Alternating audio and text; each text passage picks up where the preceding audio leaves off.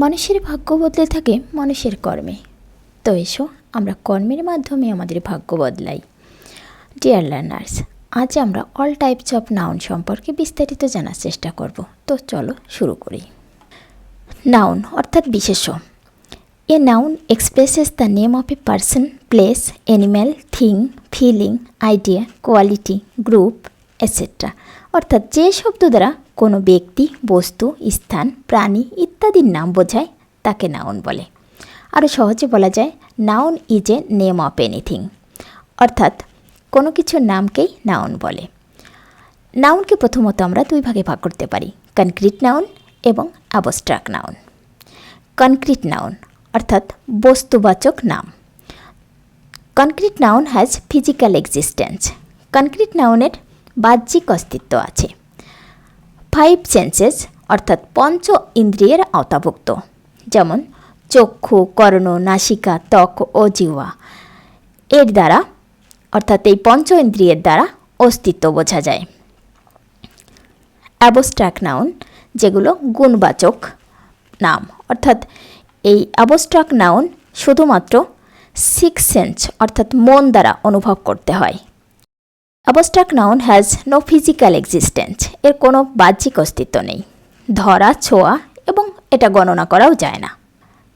That can not be hold, touched or counted. দেখো, happiness, সুখ। সুখ কি ধরা যায়, ছোঁয়া যায়, গণনা করা যায়? নিশ্চয়ই কোনোটাই যায় না। শুধুমাত্র 6 সেন্স মন দিয়েই এটা অনুভব করতে হয়। অনেস্টি, সততা। সততা দেখা যায়, ছোঁয়া যায়, গণনা করা যায় কি? নিশ্চয়ই না। এভাবে লাভ, ভালোবাসা, এগুলো কি গণনা করা যায়? ভালোবাসা গণনা করা যায় না, ছোঁয়াও যায় না, আবার ধরাও যায় না। শুধুমাত্র মন দ্বারা সেটি ফিল করতে হয়, অনুভব করতে হয়। সেভাবে ট্রুথ, সত্য, কাইন্ডনেস, মহানুভবতা, হাঙ্গার, ক্ষুধা কি দেখা যায়, ছোঁয়া যায়? নিশ্চয়ই না, গণনাও করা যায় না। শুধুমাত্র মন দ্বারা অনুভব করতে হয়। এরকম অনেক শব্দ আছে যেগুলো অ্যাবস্ট্রাক্ট নাউন অর্থাৎ গুণবাচক বিশেষ্য। Concrete noun. কনক্রিট নাউনকে আবার 4 ভাগে ভাগ করা যায়, common noun, proper noun, collective noun and material noun. প্রথমে দেখা যাক কমন নাউন বলতে আমরা কি বুঝি। কমন নাউন অর্থাৎ জাতিবাচক বিশেষ্য। যে নামগুলি একটি জাতিকে বোঝায়, অর্থাৎ এক জাতীয় প্রাণীর নাম, বস্তুর নাম বা স্থানের নাম, এরকম যে কোনো নাম বোঝায় তাকে কমন নাউন বলে। আরও সহজে বলা যায় ব্যক্তি বা বস্তুর সাধারণ name, not specific name, just general name, সাধারণ নাম বোঝায় তাকে কমন নাউন বলে। যেমন ম্যান অর্থাৎ মানুষ, এক জাতের প্রাণীকে বোঝায়। সেটা রাম হতে পারে, রহিম হতে পারে, করিম হতে পারে, সাকিব হতে পারে, যে কোনো মানুষের একটা জেনারেল নেম, অর্থাৎ সকল মানুষের একটা সাধারণ নাম বোঝায়। টাউন।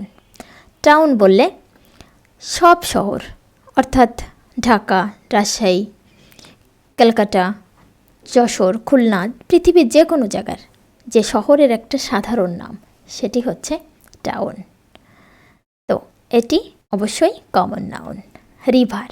রিভার বললে সেটা পদ্মাকেও বোঝায়, পদ্মা, গঙ্গা, যমুনা, ধলেশ্বরী, যে কোনো রিভারকে অর্থাৎ যে কোনো নদীকে বোঝায়। তো এই যে সকল নদীর একটা সাধারণ যে নাম, সেটি রিভার। বয়।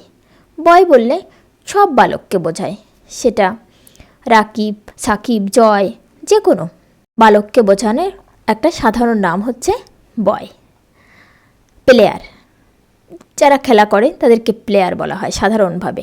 সেটা ক্রিকেট প্লেয়ারও হতে পারে, আবার ফুটবল প্লেয়ারও হতে পারে। তো সব প্লেয়ারের একটা সাধারণ নাম, কোনো স্পেসিফিক নেম না, জেনারেল নেম, সেটাই হচ্ছে কমন নাউন। স্টুডেন্ট।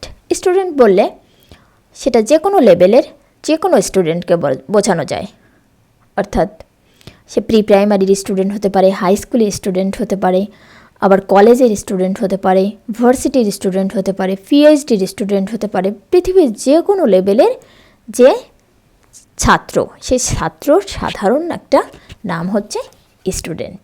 এবং এই স্টুডেন্ট, প্লেয়ার, বয়, রিভার, টাউন, ম্যান, এই যে সাধারণ যে নামগুলো, এগুলোই হচ্ছে কমন নাউন। প্রপার নাউন অর্থাৎ নামবাচক বিশেষ্য, তবে সাধারণ নাম নয়, বিশেষ নাম। তো দেখো, ব্যক্তি বা বস্তুর বিশেষ বা নির্দিষ্ট নাম বোঝায়, কোনো জেনারেল নেম নয়। এক্ষেত্রে কিন্তু স্পেসিফিক নেম, অর্থাৎ সবাইকে না বুঝিয়ে একজন ব্যক্তি, বস্তু, প্রাণী বা স্থানকে বোঝায়, তাকে প্রপার নাউন বলে। তো এক্ষেত্রে কমন নাউন থেকে প্রপার নাউনের যে পার্থক্য, সেটা যদি একটু গুরুত্ব দিয়ে দেখি তাহলে কিন্তু সহজে বুঝতে পারবো আমরা। দেখো, ম্যান বললে সমস্ত মানুষের সাধারণ নাম বলা হচ্ছে, কিন্তু যখনই রহিম বলা হচ্ছে তখন কিন্তু শুধুমাত্র রহিমকেই বোঝানো হচ্ছে, বিশেষ একজনকে বোঝানো হচ্ছে। সেক্ষেত্রে এই রহিম কিন্তু প্রপার নাউন, বিশেষ নাম বোঝায়। টাউন বললে দেখো সকল টাউনকে বোঝানো হচ্ছে, কিন্তু যখনই ঢাকা টাউন বলছি তখন শুধুমাত্র স্পেশালি ঢাকা টাউনকেই বোঝানো হচ্ছে। রিভার বললে সমস্ত রিভারকে বোঝানো হয়, কিন্তু যখনই প্যাডমা রিভার বলা হয় তখন শুধুমাত্র পদ্মা নদীকেই বোঝানো হয়। তাহলে যখন এরকম বিশেষ কোনো নাম বোঝায় তখন সেটি প্রপার নাউন হয়। আবার এখানে দেখো, বয় বললে সমস্ত বালকের সাধারণ নাম, কিন্তু রনি বললে শুধু রনি বালককেই বোঝানো হচ্ছে। প্লেয়ার বললে সমস্ত খেলোয়াড়ের একটা সাধারণ নাম, কিন্তু যখনই সাকিব আল হাসান বলা হচ্ছে তখন শুধুমাত্র কিন্তু সাকিব আল হাসানকেই বোঝানো হচ্ছে। স্টুডেন্ট বললে যে কোনো লেভেলের যে কোনো ছাত্রের নাম, সাধারণ নাম, কিন্তু যখনই বলছি এই রনি বা সাকিব আল হাসান বা রহিম, যে কোনো একজন ছাত্রের নাম যখন বলছি তখন কিন্তু সেটি স্পেশাল নেম হয়ে যাচ্ছে, অর্থাৎ বিশেষ নাম বোঝালে, বিশেষ স্থান বোঝালে সেক্ষেত্রে প্রপার নাউন হয়। কালেকটিভ নাউন অর্থাৎ সমষ্টিবাচক বিশেষ্য, এক জাতীয় ব্যক্তি বা সমষ্টিকে বোঝায়, তাকে কালেকটিভ নাউন বলে। কালেকটিভ নাউনের কিন্তু সিঙ্গুলার বা প্লুরাল হয় না। তো দেখো, আর্মি সেনাবাহিনী, তো সেনাবাহিনী বললে কিন্তু টোটাল ইউনিটিটাকেই বোঝায়। ক্লাস বললে একটা ক্লাসে কিন্তু একজন স্টুডেন্ট না, ছেলে মেয়ে অনেক স্টুডেন্ট, তো সবাইকে মিলে একটি ক্লাস হয়, তো একটা ইউনিটি বোঝায়। পার্টি হচ্ছে দল, তো দলে তো অনেক লোক থাকে, অনেক লোকের যে সমষ্টি নিয়েই হচ্ছে এই পার্টি হয়। ফ্যামিলি অর্থাৎ ফ্যামিলি বলতে কয়েকজন লোকের সমষ্টি বোঝায়। ক্লাব বললে সংঘ, অর্থাৎ একটা ক্লাবে কিন্তু কয়েকজন লোক বা কয়েকশো লোক বা তারও অধিক লোক নিয়ে একটা ক্লাব তৈরি হয়। ক্রাউড মানে জনতা, তো জনতা তো একা একা হয় না, অনেক লোকের যে ভিড়, সেটাই হচ্ছে ক্রাউড। টিম বললে সেটা বাংলাদেশ টিম বা ইন্ডিয়ান টিম বা যে কোনো টিম বললে সেখানে কিছু সংখ্যক লোকের সমষ্টিকে বোঝানো হয়। তাহলে এই যে শব্দগুলো, এরকম অনেক শব্দ আছে যেগুলো একা একা বোঝায় না, অর্থাৎ কোনো একটা গ্রুপের সমষ্টি বোঝায়, সেই সমষ্টিকেই এই কালেকটিভ নাউন বলে। ম্যাটেরিয়াল নাউন, যে নাউন দ্বারা কোনো পদার্থের সমস্ত অংশকে বোঝায় তাকে ম্যাটেরিয়াল নাউন বলে। ম্যাটেরিয়াল নাউন ধরা যায় বা ছোঁয়া যায়, কিন্তু গণনা করা যায় না।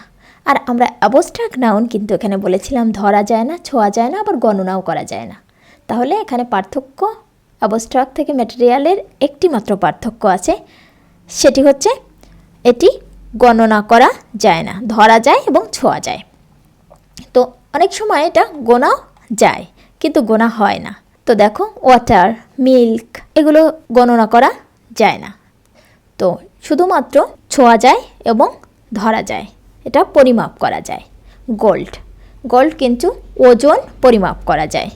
সুগার, সল্ট, এগুলো তুমি ইচ্ছে করলে গুনতে পারো, কিন্তু কেউ কি গোনে না? গোনার প্রয়োজন আছে? নিশ্চয়ই এগুলো গোনার কোনো প্রয়োজন নাই, সেহেতু এগুলো শুধুমাত্র পরিমাপ করা হয়।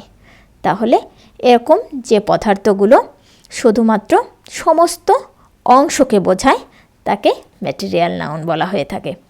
ডিয়ার লার্নার্স, গণনার ভিত্তিতে আমরা নাউনকে আবার দুই ভাগে ভাগ করতে পারি, countable noun and uncountable noun. তবে এই কাউন্টেবল এবং আনকাউন্টেবল নাউন কিন্তু আলাদা কোনো নাউন না। এই যে এখানে আমরা মোট 5 প্রকারের নাউন পেয়েছি। তো দেখো, common noun, proper noun, collective noun, material noun and abstract noun. এই 5 প্রকারের নাউন থেকেই আমরা এই কাউন্টেবল নাউন পেয়েছি, কমন নাউন, প্রপার নাউন এবং কালেকটিভ নাউন থেকে, এবং abstract noun and material noun থেকে পেয়েছি আনকাউন্টেবল নাউন। তো যেটা গণনা করা যায় সেটি হচ্ছে কাউন্টেবল নাউন। যেমন ফিউ, আমার বন্ধু নেই বললেই চলে, সেক্ষেত্রে আই হ্যাভ ফিউ ফ্রেন্ডস, আমার বন্ধু নেই বললেই চলে। কিছু বন্ধু আছে, এ ফিউ। টোটাল নির্দিষ্ট করে বন্ধু আছে বোঝালে সেক্ষেত্রে I have the few friends, আমার নির্দিষ্ট মাত্রায় কিছু বন্ধু আছে। তো এরকম যেটা গণনা করা যায় সেক্ষেত্রে আমরা few, a few, the few এগুলো ব্যবহার করতে পারি। এবং আনকাউন্টেবল নাউন অর্থাৎ যেটা ম্যাটেরিয়াল এবং অ্যাবস্ট্রাক্ট নাউন মিলে এই আনকাউন্টেবল নাউন হয়েছে, তো যেটা গণনা করা যায় না, লিটিল। তো একটা গ্লাসে পানি নেই বললেই চলে, সেক্ষেত্রে there is little water in the glass, গ্লাসে পানি নেই বললেই চলে।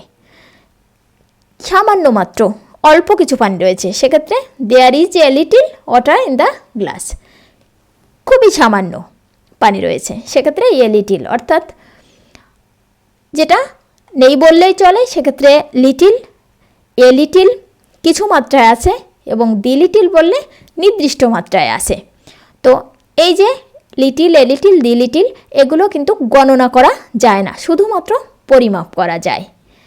তাহলে আমরা নিশ্চয়ই এতক্ষণে বুঝতে পেরেছি যে এই যে 5 প্রকারের নাউন অর্থাৎ common noun, proper noun, collective noun, material noun and abstract noun, এর থেকেই কিন্তু এই কাউন্টেবল নাউন এবং আনকাউন্টেবল নাউন আমরা এখানে পেয়েছি। তো ডিয়ার লার্নার্স, আশা করি এতক্ষণে নাউন সম্পর্কে সব ডাউট ক্লিয়ার হয়েছে। ডিয়ার লার্নার্স, কখনো কখনো এই নাউনগুলো রূপ বদলাতে পারে, অর্থাৎ কমন নাউন অ্যাবস্ট্রাক্ট নাউন হিসাবেও বসতে পারে। প্রপার নাউন, কালেকটিভ নাউন এবং ম্যাটেরিয়াল নাউনও কখনো কখনো কমন নাউন হিসাবে কাজ করে। তো তোমরা যদি এই নাউনগুলো সম্পর্কে আরও অনেক বেশি খুঁটিনাটি জানতে চাও তাহলে অবশ্যই আমাকে কমেন্টে জানাবে। আমি প্রত্যেকটি নাউন নিয়ে আরও ক্ষুদ্র ক্ষুদ্র বিষয়গুলো নিয়ে অর্থাৎ খুঁটিনাটি বিষয়গুলো নিয়ে বিস্তারিতভাবে ছোট ছোট ভিডিও বানিয়ে তোমাদের দেওয়ার চেষ্টা করব। তো থ্যাংক ইউ ভেরি মাচ।